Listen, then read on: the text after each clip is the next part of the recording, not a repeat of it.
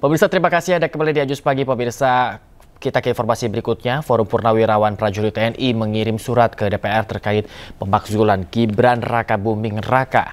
Surat itu telah diterima oleh Sekjen DPR dan akan diteruskan ke pimpinan DPR. DPR telah menerima surat tuntutan pemakzulan Gibran Rakabuming Raka dari jabatannya sebagai Wakil Presiden. Surat itu dikirimkan oleh Forum Purnawirawan Prajurit TNI tanggal 26 Mei 2025 yang lalu. Surat tersebut ditujukan kepada Ketua MPR dan Ketua DPR. Permohonan dalam surat itu adalah meminta kepada DPR dan MPR segera menindaklanjuti usulan pemakzulan Gibran. Sementara itu, pemirsa, pimpinan DPR mengaku belum menerima surat tersebut. Ini kan kebetulan reses. Saya kan datang, Pak Sekjennya juga nggak ada. Saya pengen lihat suratnya masih di Sekjen, jadi belum sempat baca. Jadi kesini buat lihat surat itu? Enggak, saya kan tanda tangan surat-surat, terus saya bilang, itu katanya ada surat dari forum gitu. Oh, masih di Sekjen, Pak. Sekjennya lagi keluar. Tapi kalau tanggapannya gimana, Bang, dari Abang sebagai pimpinan Gerindra? Belum baca, gimana nanggap? Tuntutan supaya Gibran Rakabuming Raka dimakzulkan ternyata belum juga berhenti. Bahkan pasca pertemuan Gibran dan mantan Wapres Tri Sutrisno di upacara Hari Lahir Pancasila 2 Juni lalu. Surat tuntutan pemakzulan Gibran dikirimkan ke pimpinan MPR, DPR, dan DPD RI. Terdapat 8 poin sikap surat tersebut. Salah satu yang didorong adalah pemakzulan Gibran. Forum Purnawirawan Prajurit TNI siap dipanggil oleh ketiga lembaga ini untuk menjelaskan surat tersebut. Sebelumnya, Presiden RI ke-7 Joko Widodo sempat menanggapi terkait pemakzulan Wakil Presiden Gibran Rakabuming Raka pada bulan Mei lalu. Wah, usulan ya boleh-boleh saja dalam negara demokrasi seperti kita. Pak, ini kan diusulkan dari Purnawirawan TNI itu, tanggapannya gimana? Nah ya, boleh-boleh saja, itu kan aspirasi. Dalam negara demokrasi ya biasa saja. Tapi Mas Gibran sendiri kan dipilih oleh rakyat, Pak, dengan adanya usul pengadilan betul. Ya, itu semua orang sudah tahu bahwa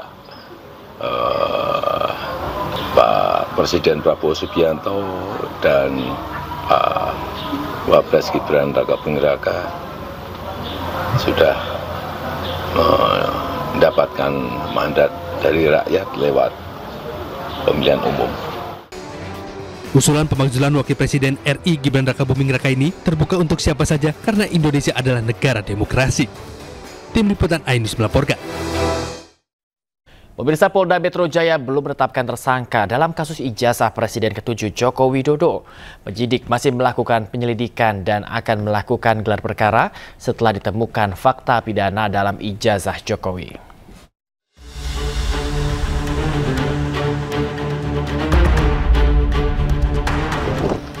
Kasus ijazah Presiden ke-7 Joko Widodo masih terus bergulir. Polisi belum juga menetapkan tersangka dalam kasus ini. Bahkan Polda Metro Jaya belum melakukan gelar perkara. Kabid Humas Polda Metro Jaya Kombes Ade Ari mengatakan pihaknya masih mendalami kemungkinan adanya dugaan fitnah atau pencemaran nama baik dalam kasus ijazah S1 Joko Widodo.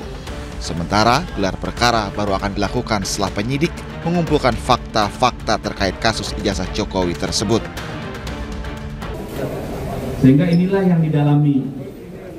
Apakah pernyataan yang disampaikan oleh beberapa pihak itu sesuai fakta atau tidak? Tuduhannya itu sesuai fakta atau tidak? Tentunya hal-hal yang terkait dengan peristiwa ini itu merupakan bagian yang didalami.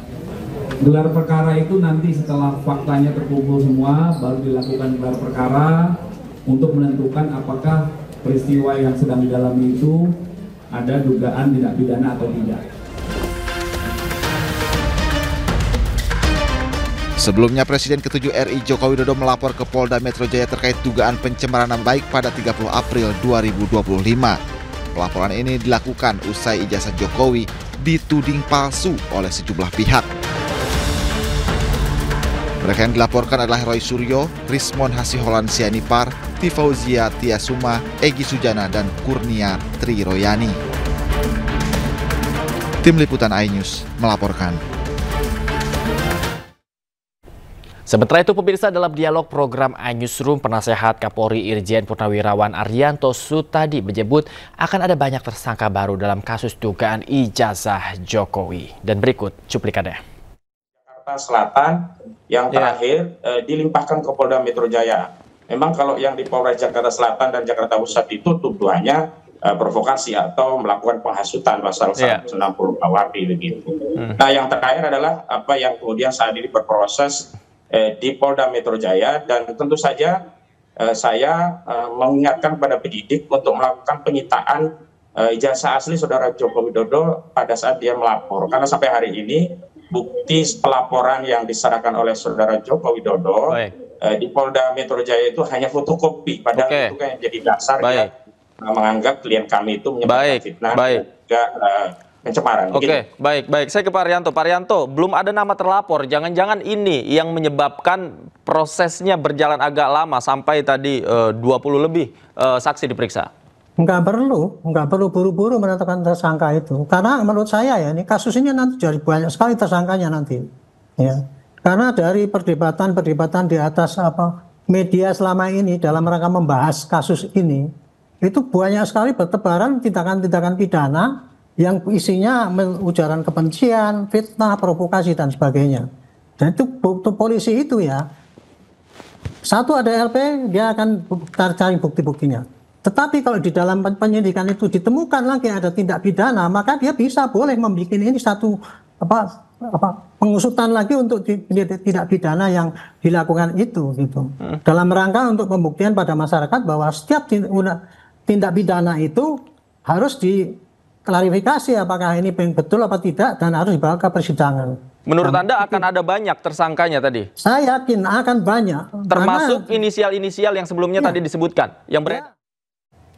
Pemirsa, Wakil Presiden ke-10 dan ke-12 RI Yusuf Kala menyinggung kepemilikan ijazah bagi seorang pejabat negara seperti gubernur dan bupati. Hal tersebut JK sampaikan saat mengisi acara pelepasan atau wisuda mahasiswa Universitas Hasanuddin Makassar, Sulawesi Selatan.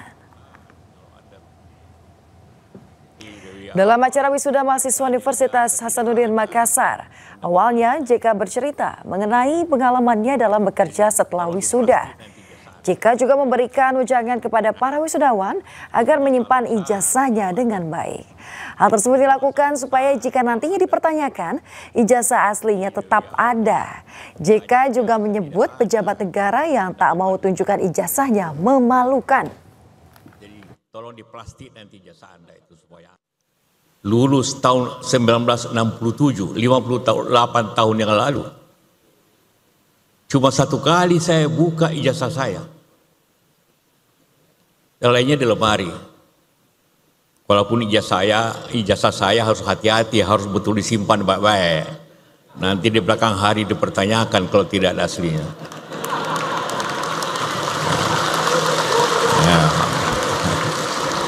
Itu masalah besar. Kalau Anda sudah jadi gubernur, jadi bupati, jadi apa, kita hanya ijazah tidak ada.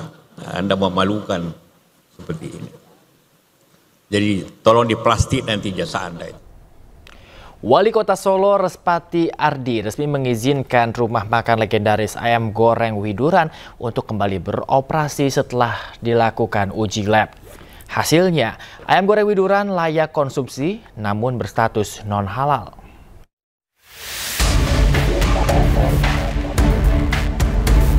Wali Kota Solo Respati Ardi resmi mengizinkan rumah makan legendaris ayam goreng Widuran untuk kembali beroperasi dengan catatan mencantumkan tulisan non-halal dengan tulisan besar di warungnya. Tidak hanya itu, ia juga meminta agar karyawan memberitahu setiap konsumen bahwa yang sedang dimakannya adalah produk yang halal atau tidak halal. Ya, kita silahkan jika mau kembali, tapi saya ajak bagi pelaku usaha siapapun, jadi tidak ada pengkhususan untuk ayam goreng Widuran, siapapun yang mau sertifikasi halal segera melalui PLUT, yang tidak ya silahkan katakan jujur tidak halal dan ditulis yang gede dan diajari karyawannya untuk ngasih tahu ke konsumen yang lagi makan apakah halal atau tidak. Ayam goreng legendaris Widuran ditutup Wali Kota Solo pada hari Senin 26 Mei 2025 setelah ada aduan produk non-halal yang dijual tanpa keterangan dalam kremesan ayam goreng. Dari Solo, Jawa Tengah, Septiantoro, iNews melaporkan. Pemirsa, pemerintah Provinsi Jawa Barat menerapkan aturan jam malam bagi anak berstatus pelajar. Akan segera pulang sebelum jam 21 malam atau jam 9 malam. Pemirsa, dalam surat edaran, siswa dilarang keluar rumah dari jam 9 malam hingga 4 pagi tanpa seizin orang tua. Aturan ini sudah diterapkan di 27 kota kabupaten di Jawa Barat pada Senin lalu. Jika ada anak yang melanggar, pihak sekolah akan melayangkan surat peringatan kepada siswa. Di samping itu, pemirsa, jika terus membandel, Deddy Mulyadi tidak segan untuk mengirim para pelajar yang melanggar ke barak militer.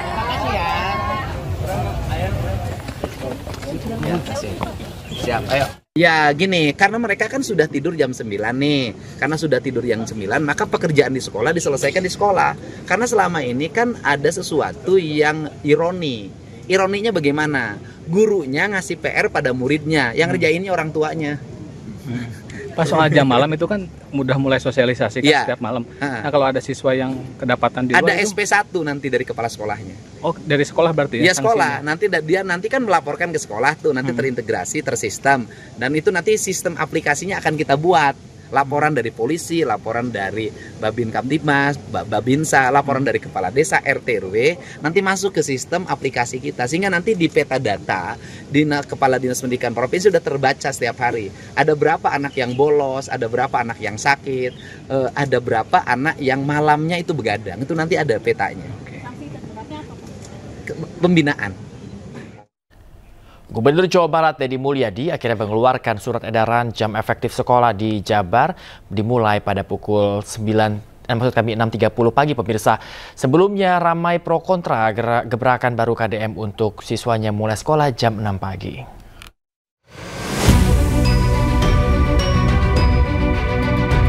Deddy Mulyadi, Gubernur Jawa Barat, kembali membuat gebrakan di bidang pendidikan. KDM sempat berwacana ingin anak sekolah di Jawa Barat masuk sekolah jam 6 pagi. Namun hal itu menuai beragam pendapat di berbagai kalangan. Bahkan Komisi 10 DPR RI meminta Deddy untuk menganalisis kembali wacana itu. Nah, kami di Komisi 10 memandang perlu dilakukan analisis kebijakan tersebut, perlu dilakukan pendalaman dari sisi akademik, karena jam 6 pagi bagi anak-anak kita adalah perlu penyesuaian untuk mempersiapkan diri. Terkait hal itu, melalui media sosialnya KDM menyampaikan tahun ajaran baru 2025-2026 jam masuk sekolah dimulai pukul 6.30 pagi. Selain itu, pekerjaan rumah bagi pelajar akan dihapuskan.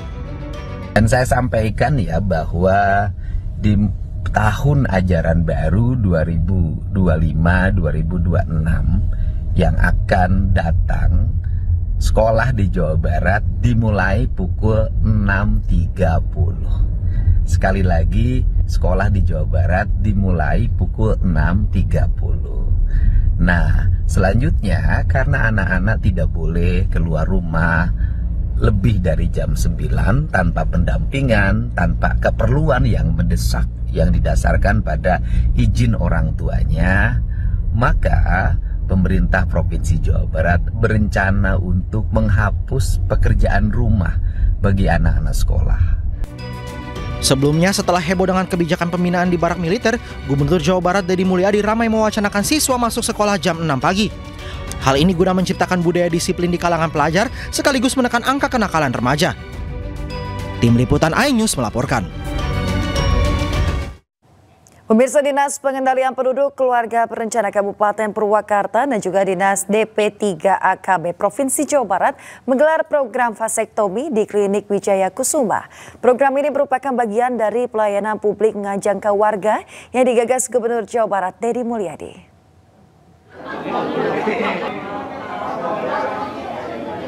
Pemirsa, puluhan pria menyambut baik program tersebut. Terlebih, peserta mendapat bingkisan sembako dan juga uang saku sebesar Rp500.000 setelah menjalani tindakan medis vasektomi. Kepala Dinas DPPKB Kabupaten Purwakarta Yayat Hidayat mengatakan pada tahun 2025 Kabupaten Purwakarta menargetkan peserta vasektomi mencapai 80 orang. Sementara itu pemirsa sudah ada 34 orang yang mendaftar. Namun mereka harus menjalani proses pemeriksaan kesehatan sebelum menjadi calon peserta vasektomi. Alasannya udah terlalu banyak anak. Anaknya berapa? 4. Nah, sebelumnya udah ada persetujuan istri nggak? Udah disuruh istri. Udah istri ya? Iya. Rasanya gimana kan? Ya. Nggak, perasaannya gimana perasaan bisa? Perasaannya ya baik-baik aja. Pemirsa, Kementerian Kesehatan Republik Indonesia telah mengeluarkan surat edaran imbauan waspada penyebaran COVID-19 ke seluruh dinas kesehatan. Meski demikian, pemirsa, Menkes mengimbau masyarakat untuk tidak panik karena varian COVID yang tidak mematikan.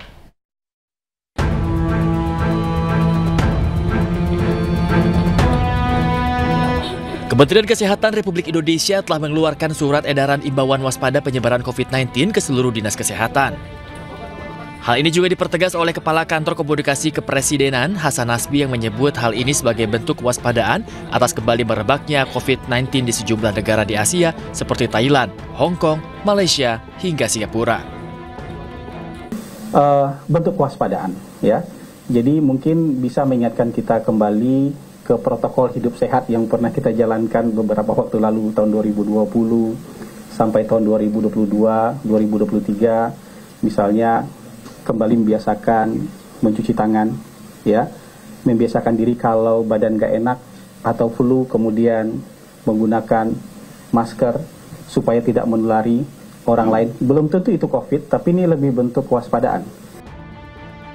Sementara itu, Menteri Kesehatan RI Budi Gunadi Sadikin menyampaikan varian COVID-19 yang tersebar di Indonesia relatif tidak mematikan, sehingga masyarakat diminta tidak usah terlalu khawatir dan tidak perlu panik. COVID itu memang terjadi kenaikan, tapi kenaikan ini adalah varian-varian yang relatif tidak mematikan. Jadi nggak usah terlalu dikhawatirkan supaya masyarakat nggak panik. Berdasarkan data Kemenkes, ada 7 kasus COVID-19 yang terdeteksi di Indonesia periode 25 hingga 31 Mei 2025, sehingga diperlukan kembali kesadaran masyarakat dalam penjagaan protokol kesehatan. Dari Jakarta, Tim Liputan iNews melaporkan. Pemirsa, dalam upaya mendukung program ketahanan pangan, Presiden Prabowo Subianto ratusan petani di Kabupaten Muna Barat, pemirsa, ini melakukan penanaman padi serentak seluas 866 hektar. Penanaman padi serentak dipusatkan di Desa Lawasajaya, Kecamatan Saweri Gading. Selain kegiatan penanaman padi, para petani juga mendapatkan sejumlah bantuan, yakni 39 ton bibit padi unggul jenis Impari 42. Serta ada bantuan berbagai peralatan juga mesin pertanian untuk meningkatkan produktivitas sawah. Kegiatan ini menunjukkan semangat kolaborasi dan juga komitmen petani dalam menjaga ketahanan pangan daerah. Pemda Muna Barat menargetkan hasil panen padi dapat mencapai 7 hingga 8 ton per hektar, dan pada tahun 2026 Muna Barat sudah swasembada beras.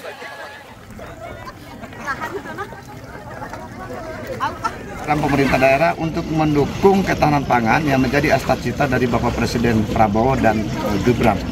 Insya Allah kami akan selalu bersinergi antara pemerintah pusat dan pemerintah daerah dalam menciptakan swasembada beras di Indonesia, khususnya di Kabupaten Muna Barat. Direktorat Jenderal Kekayaan Intelektual atau DJKI Kementerian Hukum menggelar ekspos kinerja dalam 1 dekade. Tercatat terdapat peningkatan yang cukup signifikan dalam permohonan kekayaan intelektual.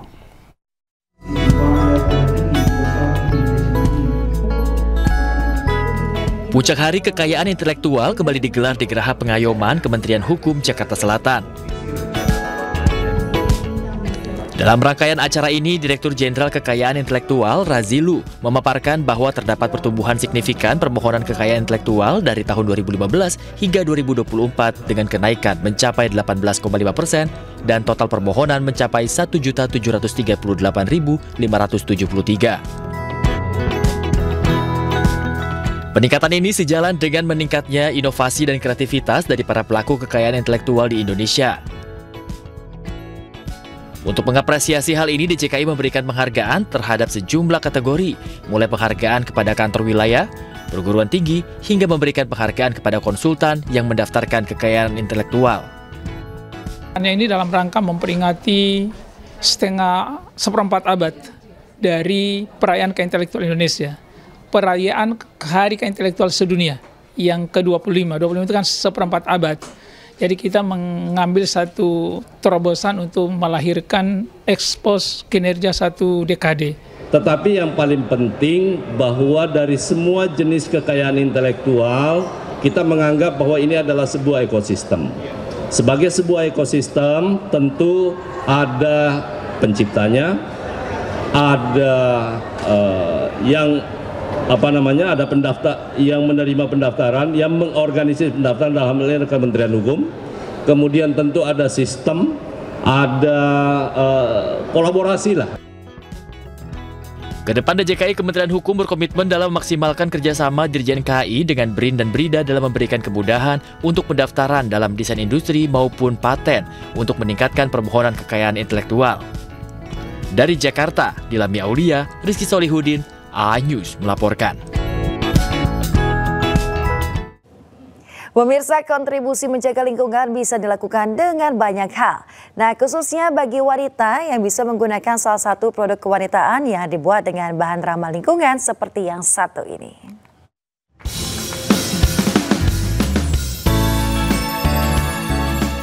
PT Uni Charm Indonesia Tbk resmi meluncurkan produk terbaru mereka, Charm Daun Sirih dengan bahan biomaterial.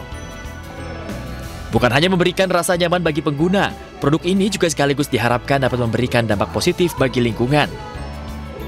Dalam peluncuran ini, PT Uni Charm menyatakan selain menjaga kualitas produk, mereka juga berkomitmen untuk mengurangi beban lingkungan sekitar. Selain dari kualitas yang kami tetap jaga, keamanan dan kenyamanan dari produk tersebut, kami ingin berkontribusi terhadap lingkungan, mengurangi beban lingkungan, dan juga ini merupakan salah satu perwujudan dari pesan Ethical Living for SDG sebagai corporate slogan kami, yaitu melakukan kebaikan kecil untuk kebaikan sesama maupun lingkungan. Uni Charm menyadari bahwa kepedulian terhadap lingkungan perlu dimulai dari hal-hal kecil. Terlebih pemakaian produk sekali pakai oleh wanita yang dapat memberikan dampak yang signifikan terhadap limbah plastik. そういう今ね、地球温暖化とかいろんな地球環境に関する問題が言われてますし、やっぱりこの世界環境デーっていうのは一つのきっかけで。 Dengan diluncurkannya produk Charm Daun Sirih biomaterial ini, PT Uni Charm Indonesia Tbk menggambarkan komitmen mereka dalam mendukung SDGs, sekaligus menjadi bukti bahwa inovasi dan kepedulian lingkungan dapat berjalan beriringan. Dari Jakarta, Ayah Nufus, Jaka Samsa, A-News melaporkan.